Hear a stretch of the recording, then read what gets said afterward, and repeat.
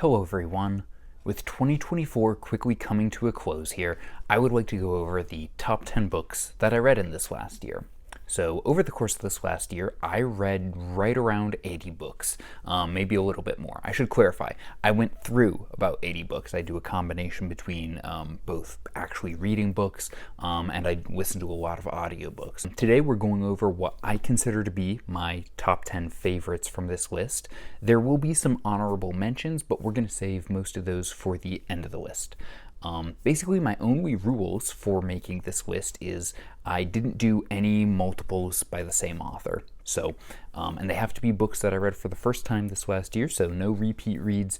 I reread The Book of the New Sun by Gene Wolfe this year, so I did not include any books from that on this list of the main four. I reread the Another Kingdom trilogy by Andrew Klavan. None of those books will be on this list. I actually reread quite a few books by Andrew Klavan this year. So anyway, these are all the 10 books that I read for the first time this year. And before we start to number 10, I'm actually going to give one honorable mention at the beginning. And that is going to be for this book right here. This is The Darkness That Comes Before by R. Scott Baker. And the reason why I'm giving this as an honorable mention right off the top is if there was more time in this year, there's a good chance that this book would be on the list. The problem is that I finished this so close to the end of the year. I actually planned on reading this in 2025, but my excitement for the book was enough that I figured I might as well start it early. I don't know how this is going to sit with me over time. My estimation of it could definitely go up over time, especially as I read the sequels. Or it could go down if I end up being disappointed with where it goes or strongly disagree with Baker on certain points. But for right now, I found this to be an excellent novel. I plan on doing a full review for it that hopefully is somewhat coherent, but I'm going to put this as an honorary number 11. So it's aside from the other honorable mentions in its own position, but I'm not putting it on the top 10 officially, simply because I haven't had enough time to just stew on it, just think about it. Other than that, let's get into the top 10. Number 10 is going to be The Song of Susanna by Stephen King. So I've been reading the Dark Tower series for a couple of years now. It is bizarre for me to think that when I first started reading the Dark Tower books, I wasn't even married. And now my son is almost a year old. So that's just crazy for me to think about. I've been reading the series over that long of a period of time. I've taken some pretty big breaks in there, but the longest by far has been I took almost a year in between Wolves of the Calla and Song of Susanna. And my experience with this series has been somewhat mixed. There are some books, like The Drawing of the Three, that have been absolutely amazing. I don't think there was one page that I didn't absolutely love in The Drawing of the Three. And then there have been other books like Wizard and Glass that I found particularly to be pretty frustrating. Reading Wizard and Glass was like eating the most delicious bowl of soup you've ever had in your life, but like there was a hair in every bite. So it's like, kind of makes it a mixed experience. There's a lot of stuff that I loved in Wizard and Glass. It could have very easily been my favorite in the series. And there was some really weird things that King did in that book that I definitely did not appreciate. So Song of Susanna is definitely one of the most controversial books in the Dark Tower series. The last two books especially are pretty divisive. And Song of Susanna, in my experience, from what I've heard, has been even more so than Book 7. So I wasn't sure what to think going into this, my only consolation being that it's one of the shorter books in the series. My thoughts on this are this was easily one of my favorite books in the series, and that's for several reasons. Some people might consider this to be mild spoilers for this book, so I'm just going to warn you about that ahead of time. You can skip to the next book if you need to. But Song of Susanna returns to that portal hopping elements from The Drawing of the Three, which, like I said, was some of my favorite stuff in the series, and the weird meta stuff that Stephen King does in this book, writing himself into the book as a character that encounters, Roland and Eddie and the others, and that his writing affects the world, is so bizarre is so bonkers is something that only a writer with balls like Stephen King would even attempt to do in a book. So simply for the guts of it, and the fact that I genuinely enjoyed this story, the world-hopping parts, like I said, were great. I felt like what happened with the character of Susanna was very compelling, was very interesting, was told well. I liked the way that the story progressed, and it was good to be back with the gang of Roland and Eddie and Jake and so on. But really, the weird ways that King took this story, the meta stuff especially, just really worked well for me. I know it doesn't for everybody, but it did for me. So that is why it is number 10 on this list. Number 9 is going to be Do Androids Dream of Electric Sheep by Philip K. Dick. Now this is funny because I just watched Brian from Belltube do his most disappointing books of the year, and this was on that list. So sorry, Brian, but this book just really worked well for me, although I'm sure Brian doesn't mind. So Philip K. Dick is obviously a famous science fiction author. I've not read any of his stuff, seen a lot of the movies, including Blade Runner, and to be honest, I was mixed on Blade Runner the first time I saw it. This book, though, really worked well for me. First of all, Blade Runner the movie is very cyberpunk. It's often hailed as being one of the frontrunners in making that an official genre. This book really doesn't read as cyberpunk at all, at least not to me. I think if you see that in the book, you're bringing it over from the movie. This book, though, is very noir. It's very old school detective, but with some sci-fi twist to it. You know, androids, some of the far future technology. So for me, I love noir detective type stories, and just that being the setting of the main story worked exceptionally well for me. The journey of the main character, Rick Deckard, and exploring what it means to be human, obviously, is a big theme in this story, and the journey that he goes on made a lot more sense to me in book form than it did in movie form. So I'm sure if I rewatched the movie, I would appreciate it a lot more. But for me, this book just really worked well. It's not high on the list because I don't know how much of a lasting impact it'll make on me. I feel like I will need to reread this several times to get for it to really stick well with me. But I enjoyed it a lot, and it really whetted my appetite for more Philip K. Dick books coming up. So we're definitely going to read more of him next year, which leads us to number 8. Number 8 is going to be Merlin by Stephen Lawhead. And here we'll put in an honorable mention. When there are other books in the series that could have been on the list as well, I'll give a small nod to it. So here, the book Grail by Lawhead, which is book 5 in his Pendragon cycle. Merlin is only book 2. Nod to Grail, because it is a fantastic book. But Merlin is really, in my opinion, personally, the peak of this series. So it's 5 books, and the first 2 books are my favorites out of the series. The first 2 books, Taliesin and Merlin, really look at the mythical side of the Arthur story, whereas the later books in the series get into the political side and then end in really the spiritual aspect of the Arthur mythos. The first 2 books are really about like prophecies and ancient civilizations, and this obscure character of Merlin is explained in such an interesting way by Lawhead, because Lawhead mixes both history and myth. So when you look at the character of Merlin, there's a ton of different versions of him across all of these different iterations. Him being a warrior king, him being this prophetic bard, him being a druid, him being a madman. And Lawhead, what he does is he creates a story that combines the best parts of all of these different versions of the Merlin myth and puts it into one story that ultimately ends with what the seeds that will be planted that will result in King Arthur. So for me, this is the best book in the Pendragon cycle, and I absolutely loved it. Number 7 is going to be The Heroes by Joe Abercrombie. So I took a big break from the first Law books as well, about as long as I did from the Dark Tower books.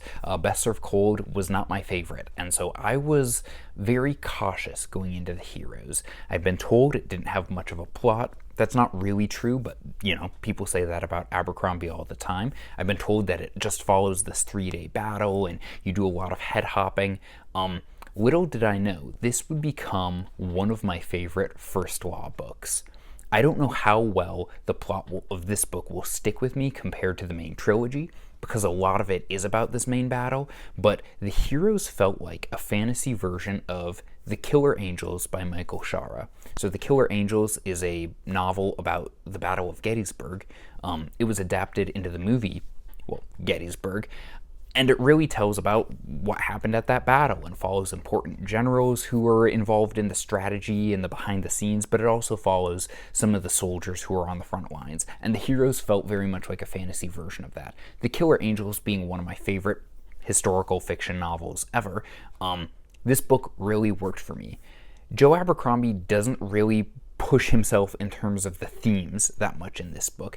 If you know kind of his shtick from the first three, his more pessimistic approach, his very cynical sense of humor, you'll see some things coming in the heroes. There were literally times where I was like, and this is going to happen to a character in 3, 2, 1, and then it happened. So in that sense, he's not pushing himself forward in terms of the type of story he's telling. What he does push is the way he tells it.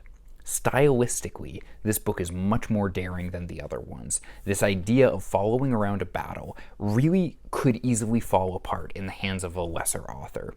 Many of these characters are not ones that we're familiar with. Many of them are not from the original trilogy. He needs to reintroduce minor, tiny side characters from the main trilogy and make them main characters. And by all accounts, this book should be very boring because, as most people will say, if you have a book that's just endless fight scenes and fight scenes and fight scenes without good characters, that gets rather boring. Abercrombie makes this book absolutely riveting, and it's one of my favorite first WoW books, so it definitely gave me the momentum to continue to Red Country and Sharp Ends, and we will be going through the Age of Madness trilogy this next year. That was how good The Heroes was. It gave me the propulsion I needed to continue on with this series. Number 6 is going to be The Man Who Was Thursday by G.K. Chesterton. Now, Chesterton is famous sort of on two fronts. One, as being a fiction author, primarily of mysteries, but then also as being a very prominent Catholic theologian. So I've read a little bit of his theology work, which I found very difficult, at least for me, but it's been a while since I've read him. So maybe I need to get back to that. But his fiction stuff, specifically his Father Brown mysteries, I've not gotten into. I have them and I've heard good things, but I've not read much of his fiction. The Man Who Was Thursday is his most famous individual novel. And what it's about is about a police detective in the early 1900s infiltrating a group of anarchists. And he realizes the farther he gets into this group, just how deep the rabbit hole goes and how many pots this organization has its hands in. And this book is very short. It's incredibly punchy. There is not a wasted moment in it. There is not a slow moment in it. And this book is incredibly bizarre. This book often gets listed as a fantasy novel, even though there's nothing specifically fantastical about it, simply because of the bizarre, dreamlike nature of this book. The Man Who Was Thursday, the subtitle of it is even a nightmare. Now, Chesterton wrote this book about a decade, as I understand, before he officially converted to Catholicism. But he was very well steeped in its traditions, very well read in Christianity in general, and a lot of that comes into this book. But it's not an explicitly Christian allegory, which makes it a very fascinating read. When you read guys like C.S. Lewis or John Bunyan, you're very much aware of their beliefs that are coming into the story. With Chesterton, because this is coming from a much more of a place of questioning, a place of figuring out what he believes, the allegorical parts of The Man Who Was Thursday really take on a life of their own. This book is very bizarre. Seriously, there are about 5 or 6 different plot twists in this book that had my jaw on the floor 1 minute and then just laughing out loud the next minute because of how absurd this book is. It definitely makes you suspend your disbelief at different parts, but that's because it's a nightmarish type of story. I highly recommend this. More people need to give this a try. You can read this in about an afternoon. It's a very short book, but I would be lying if I didn't say that this is one of my favorite books that I read this last year. Number 5 on this list is going to be A Feast for Crows by George R.R. Martin. Now, let's be honest, there's not really going to be many people watching this video who haven't already read A Song of Ice and Fire. Now, the later 2 books in A Song of Ice and Fire are often maligned by fans. They say they're not as good, they're not as interesting, etc. A Dance with Dragons, I struggled with just a very, very little bit, but When I was a young man, when I was a teenager, I read the first 2.5 Song of Ice and Fire books, which is why I'm not counting them, even though I did my big Song of Ice and Fire reread at the beginning of this year. I read about half of A Storm of Swords, so I'm not counting that here. But A Feast for Crows, I had pretty middling expectations going into, and this might be my second favorite book in the whole series. The way that this book specifically focuses on a core group of characters, I know a lot of people are bugged by that, but I feel like the split was very thematically important, especially in this book, and how much this book juxtaposes Brienne of Tarth and Cersei Lannister was just fascinating to me. I did not realize that those two were going to be some of my favorite characters in the entire series by Martin, but the way he writes them is brilliant. The way he brings in things with Jaime Lannister as well, and the cliffhanger at the end of this book, just what a barn burner. But especially Cersei Lannister. She became for me one of the most, from just being a villain that was sort of in the story but I didn't really care much about, to being one of the most interesting characters in the entire series. The way they go into the way she's been abused, the way she's been misunderstood by people, the way specifically that Robert Baratheon treated her very, very badly, and that she in turn treats other people badly and abuses them. In her mind, that's how you exert power over people, how much she wants to be like her father, but how desperately she falls short. And then obviously the ending of this book with her is just absolutely delicious. I'll say this, and not to get too dicey, but I know many people criticize Martin for his use of the male gaze or sex scenes in his books, and I'm not really going to speak to that other than to say that A Feast for Crows, there's a sexy time scene with Cersei Lannister that is probably the best use of any type of scene like that I've read in any book. Just absolutely brilliant. So A Feast for Crows is number 5 on this list. Number 4 is a book that I never thought I would read. In a million years, you could not catch me dead reading this. But a number 4 has got to be Revenge of the Sith by Matthew Stover. So I read 4 different books by Matthew Stover this year, and as an honorable mention, we will say Heroes Die as well, because Heroes Die is absolutely fantastic. We did a review for that earlier this year on the channel. But Revenge of the Sith, the Star Wars novelization, has got to be one of the best books that I've read this year. Hear me out, please, please. First of all, it's a movie novelization. Nobody reads those. Nobody likes reading those. I know some people read them, but they're often regarded as like the bottom barrel worst type of fiction out there. Okay. Number 2, it's a Star Wars novel. Star Wars is where you go for your happiness to die on the internet. You know, it'll just start a war if you start talking about Star Wars. Here's the deal. Matthew Stover is a real author. He's not just some hired gun that they got to write down this story.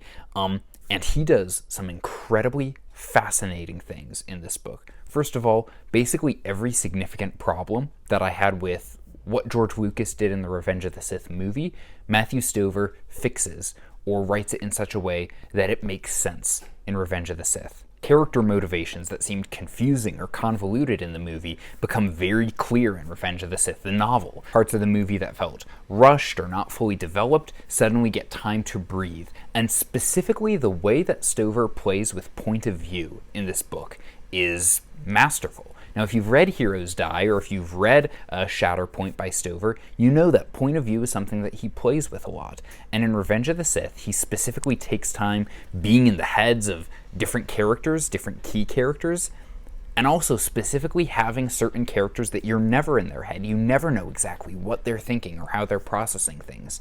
And of course, the famous bit, Matthew Stover has selective uses of second person in Revenge of the Sith to make some very clear points where he writes it as, you do this, and you see this, and you feel this.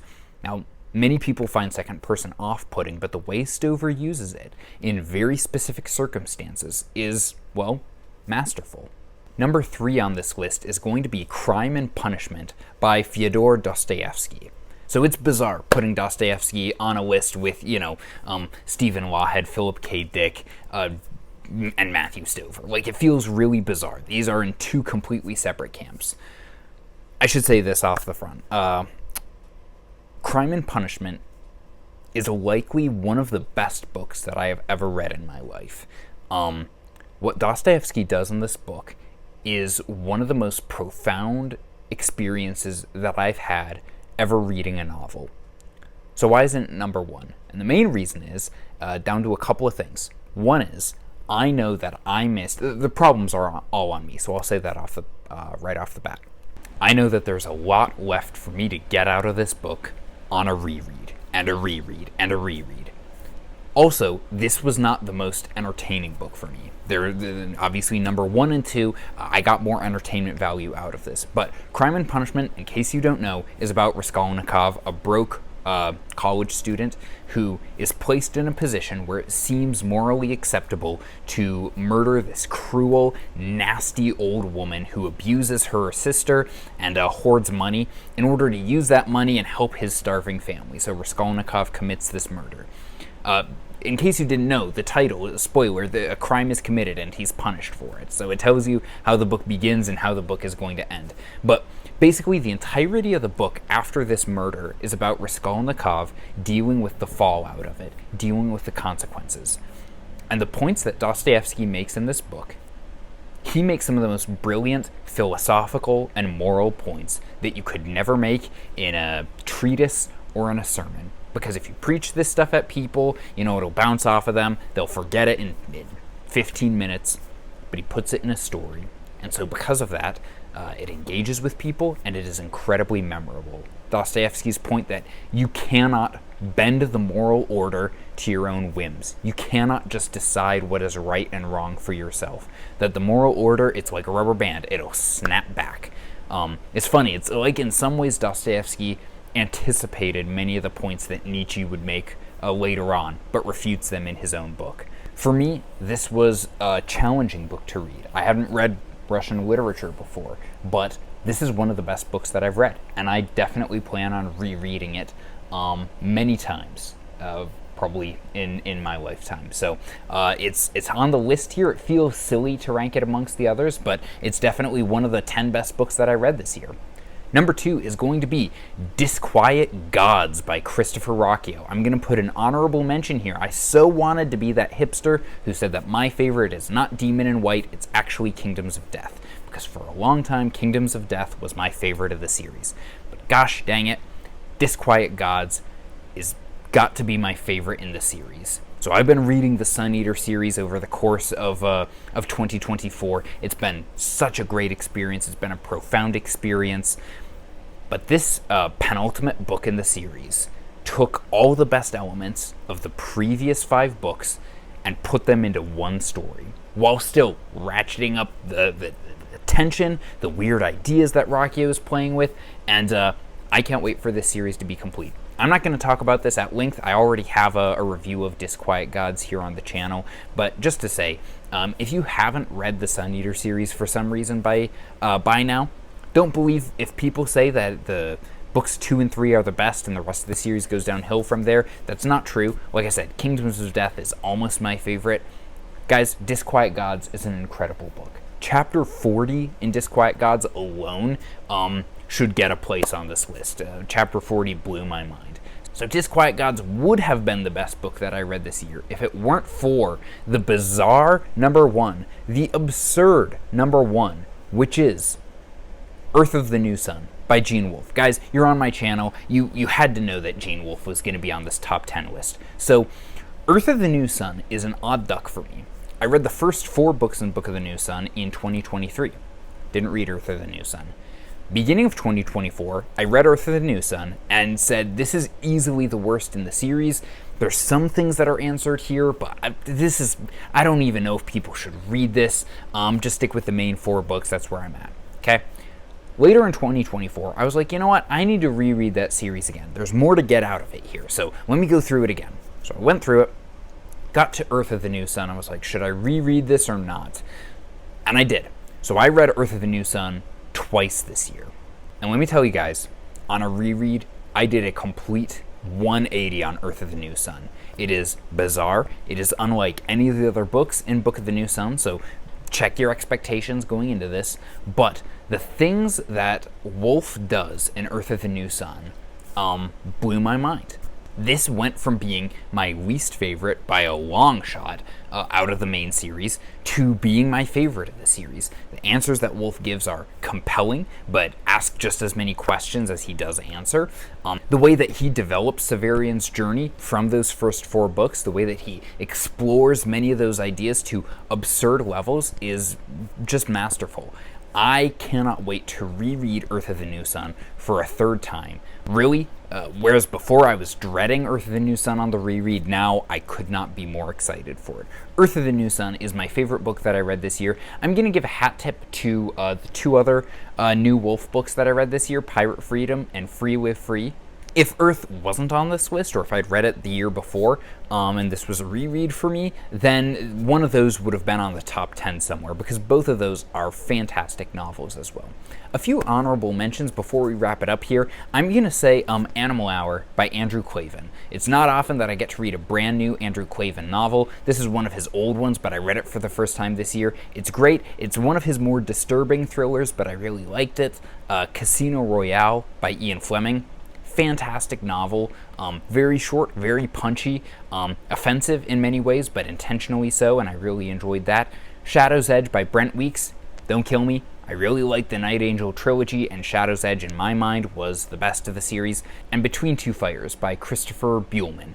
So, Between Two Fires, I expected to be on my top 10 list, but I realized it did not have the staying power that I expected it to. I haven't remembered it as clearly as I had hoped, so it is sadly not going to be on this list. Anyway, guys, those are my 10 favorite books that I read in 2024. This was a fantastic year of reading for me, maybe one of the best. I cannot wait for next year's reading.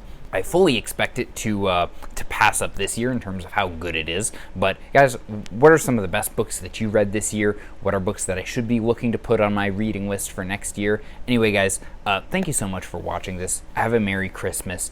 Take care.